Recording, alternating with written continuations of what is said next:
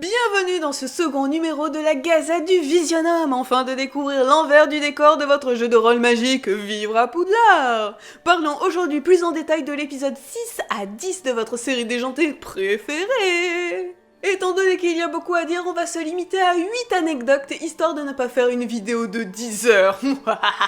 Quoique, ça pourrait être intéressant. Non, on va rester soft pour aujourd'hui. Du coup, on débute en force avec la première anecdote, celle où on parle de l'anniversaire de notre chère rôliste Marie.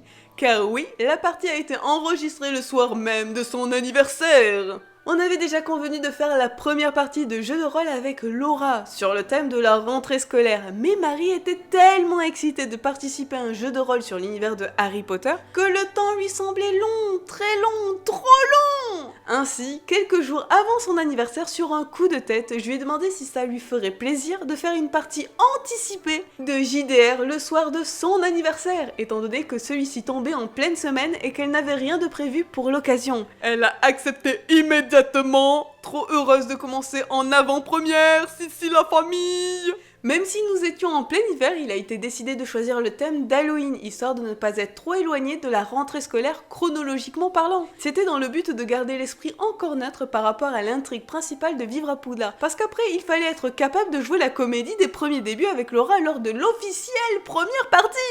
Je vous raconte pas le bordel logistique de cette manœuvre, mais honnêtement, ça en valait la peine, ne serait-ce que pour voir les yeux pétillés de Marie. Maintenant, si je puis me permettre un conseil, évitez de jouer un JDR lors d'un événement comme un anniversaire. Même si c'est une façon bien originale de célébration, la partie risque d'être entrecoupée d'appels téléphoniques et de messages. Marie m'a raconté après la partie qu'elle avait reçu pas mal de messages de son cercle étendu via ses réseaux sociaux, notamment Facebook me semble-t-il, car les gens recevaient El Famoso rappel de l'événement. C'est pourquoi par moments elle jouait moins, elle était simplement distraite le temps d'arriver à couper le son de ses applications. Deuxième anecdote concernant la durée des épisodes et ce qu'il se cache derrière cela.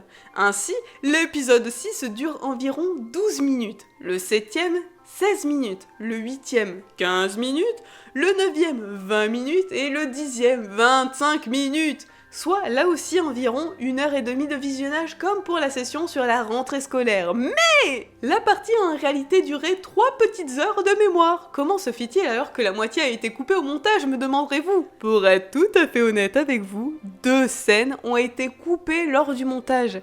Et comme vous êtes extrêmement chanceux et chanceuse de la compagnie, devant vos oreilles ébahies, je vais vous raconter le behind the scene. Nous allons commencer par la moins fun pour arriver à la scène la plus mythique que nos deux rôlistes ont vécue. En dernière position, au moment où Luc Minel entre dans la forêt interdite, muni de son kit de prélèvement d'ingrédients tout neuf, notre rôliste déjanté par excellence décide d'inspecter tout ce qu'il voit, absolument tout, dans l'espoir de tomber sur quelque chose de cool. Je vous rappelle que le principe même de Vivre à Poudlard repose sur des lancers de dés aléatoires. Et Luc Minel est tombé sur toutes les possibilités les plus nulles qui soient, vraiment. Même sa jumelle, volant à sa rescousse, voyait les dés jouer contre elle en la faisant tomber que sur des choix absolument douteux. J'étais dans un tel état de fou rire à ce moment-là, c'était magnifique. Pour vous donner une idée de l'ingrédient le plus extraordinaire que Luc Minel ait pu trouver a été une clairière d'ortie. Oui, on est bien à ce niveau-là de réussite. Alors imaginez ce qu'il a pu trouver de moins cool que des orties avant. Vous comprendrez que si cette scène a été magistrale à vivre en direct live, elle n'était hélas guère très intéressante à visionner. C'est pourquoi j'ai préféré enchaîner sur le filet du diable. Passons à la dernière scène coupée maintenant, ainsi que la plus mémorable vécue. Il s'agit de celle où le ton monte entre Marie Minel et Nabila Serdacier, après le cours de sortilège. C'est entre le moment où Melvin se carapate et l'apparition de Pive, l'esprit frappeur. Il faut savoir qu'à ce moment-là, Marie Minel sort son appareil photo pour immortaliser la bouille pleine de suie de Nabila. Richard réagit au quart de tour en attrapant l'appareil et en le jetant par la fenêtre. L'appareil va rester bloqué sur le rebord de la toiture en équilibre précaire. Océane va essayer de le récupérer, mais Marie, ne se sentant pas rassurée, va l'accompagner. Manque de bol, Marie lance un dé qui déclenche l'assaut d'un cognard sauvage qui la fait basculer du toit. La petite Océane la rattrape in extremis. Le stress est à son paroxysme et là, nous assistons à une magnifique scène collaborative où Richard vient au secours de Marie, lui-même tenu par Luc Minel, lui-même tenu par Nabila. La scène se termine où les élèves concluent qu'elles sont à égalité niveau crasse et qu'il est temps de faire table rase, avant que Piv ne vienne foutre le boxon. Mais c'était sans compter le fait que le micro de Luc a arrêté d'être détecté par OBS, mon logiciel d'enregistrement. Je me suis donc retrouvée avec une scène inutilisable car l'un des personnages principaux n'avait plus voix au chapitre. J'ai essayé de bricoler pour garder la scène, mais ça rendait vraiment trop bizarre mon goût, car chaque action de Marie et de Luc dépendait de l'un et de l'autre. C'est fort dommage, car après la scène dans la forêt interdite, je pense que celle-ci était l'une de mes préférées.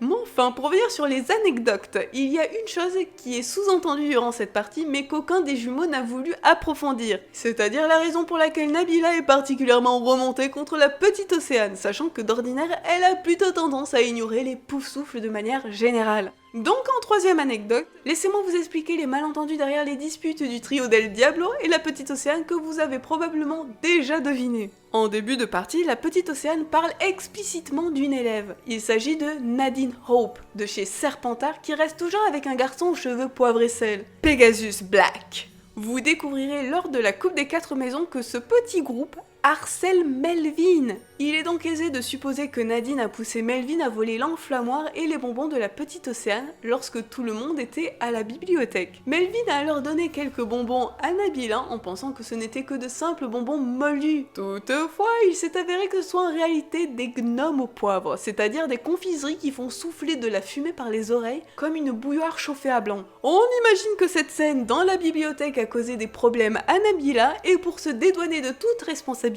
Melvin a tout simplement dit qu'Océane lui avait donné les bonbons d'elle-même, ce qui est faux. Nabila est donc remontée contre la petite Océane, ainsi, vous obtenez tout ce qui s'en est suivi par la suite. Richard, lui, n'a rien à voir avec tout ça. Il protège tout simplement sa meilleure amie de ce qu'il ressent comme de l'injustice. Quatrième anecdote citrouillante.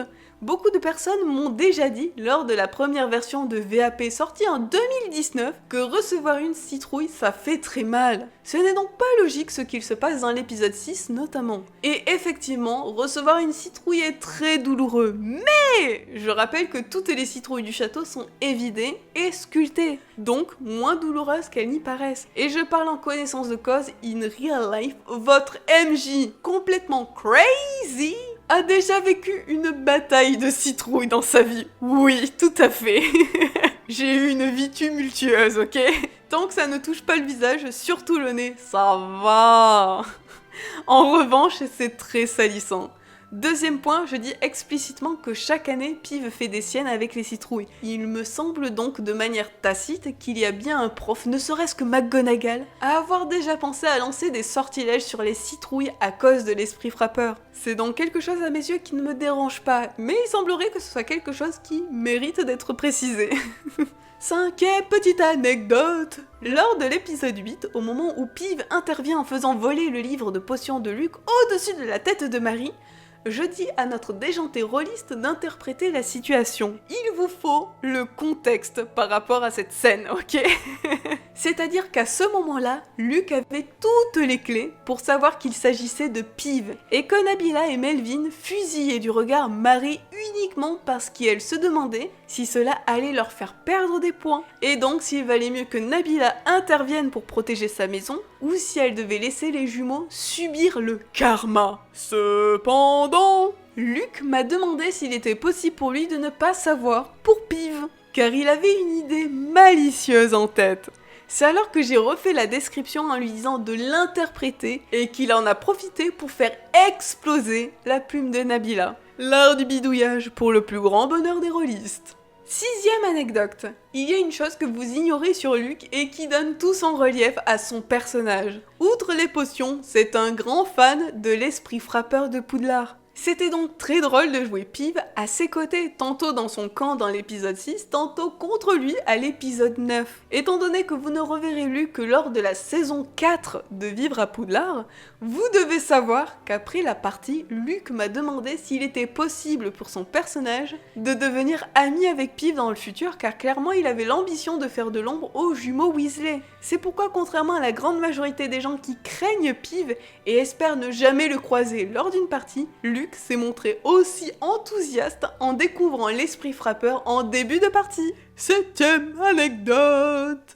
L'histoire de Marie et Abélard de la licorne est vraiment mignonne, mais je pense que je vais garder cette petite anecdote pour un short YouTube. À la place, nous devons parler de 2 éléments en rapport avec sa rencontre inespérée dans la forêt interdite, qui a une réelle importance dans la suite. Pour commencer, vous devez savoir qu'après la partie, Marie était sur un petit nuage. Ce n'est que quelques jours après qu'elle m'a confié qu'elle était tellement hypée d'être tombée sur Abélard qu'elle regrettait de ne pas avoir eu l'idée du pendentif contenant le crin de licorne durant la partie, car elle aurait aimé garder un souvenir de sa rencontre avec elle. Je vais donc dire qu'étant donné que ça ne changeait rien au scénario, on pouvait donc bidouiller la scène au montage et incruster cette information en post-production. C'est pourquoi la voix de Marie ne sonne pas comme d'habitude. Il s'agit d'un enregistrement qu'elle m'a envoyé et que j'ai incorporé dans le montage final. Et ainsi, sans le savoir, Marie venait de m'offrir sur un plateau d'argent de quoi tourmenter son personnage dans le futur. Petit teaser des familles, si la rôliste Marie revient encore dans la saison 1 pour la Coupe des 4 maisons, son personnage Marie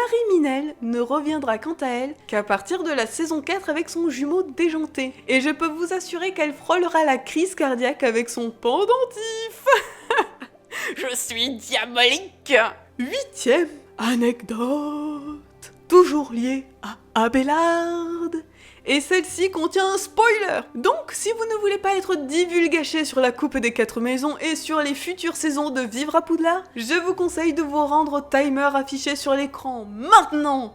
3, 2, 1... Marie Minelle demande à la petite Océane de garder le secret sur sa rencontre avec Abélard, chose qu'elle fera. Elle n'en parlera à personne. Toutefois, une rumeur disant que la petite Océane a vu une licorne va quand même se répandre, indépendamment des concernés. Or, la caractéristique première de la petite Océane, c'est qu'elle dit toujours la vérité. Elle se retrouvera donc tiraillée entre sa promesse à Marie et son sens moral. Si bien que lorsque les gens lui demandent si elle a effectivement vu une licorne, elle répondra « oui », mais ne pouvant impliquer Marie, elle ne dira jamais qu'elle a une témoin ni même qu'elle peut le prouver. Ainsi, elle va renforcer sa réputation de menteuse, qui raconte des histoires invraisemblables. Mais alors, comment se fait-il que quelqu'un ait ébruité sa rencontre avec Abélard si aucune des 2 personnes sur place n'en a parlé? Le spoiler, c'est qu'à ce moment-là, elles étaient bien écoutées par une tierce personne. Mais qui, comment, pourquoi? Vous remarquerez tout du long de Vivre à Poudlard que j'aime bien insister sur les loups-garous.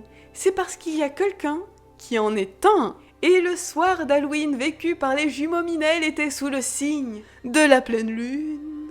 C'est d'ailleurs pourquoi vous pouvez voir lors des lancers de dés le loup-garou au singulier revenir dans les propositions. Il s'agit donc bien d'une personne et non d'une meute. Je profite de cette petite vidéo pour mettre les choses au clair. Dans VAP, il y a les 2 formes de loup-garou, c'est-à-dire celle des livres qui fait que les lycanthropes ressemblent beaucoup à de vrais loups, et la version que l'on peut voir dans le film où Rémus Lupin se transforme en une sorte de loup humanoïde assez effrayant. Pour faire la différence entre les deux, sachez que dans VAP, les loups-garous normaux sont appelés lycans, et les loups-garous humanoïdes sont nommés écorcheurs. Ainsi, la grande majorité des loups-garous sont des lycans, qui ressemblent à de simples loups agressifs, tandis que certains peuvent muter en loups-garous écorcheurs, qui les rendent difformes et meurtriers, comme dans le film. Si vous n'êtes pas au courant, sachez que lorsque 2 loups-garous se reproduisent ensemble, sous leur forme de loup, cela donne une portée de louveteaux. Il s'agit de vrais petits loups, incapables de se transformer en humains, mais qui présentent une grande intelligence. Dans la forêt interdite, de manière canon à l'univers de Harry Potter, il existe une meute de loups-garous constituée de louveteaux, donc incapables de se transformer mais doués d'une grande intelligence, pouvant se montrer agressifs envers les étrangers. S'il est possible pour nos rôlistes de tomber sur la meute de licans en temps normal, voire même d'en apprivoiser un et d'en faire un ami loyal, les soirs de pleine lune, IL ne peuvent tomber que sur un écorcheur qui présente l'anomalie de mutation et qui, une fois redevenu humain, garde bien les souvenirs de tout ce qu'IL a vécu durant sa métamorphose. Fort charmant, n'est-ce pas ?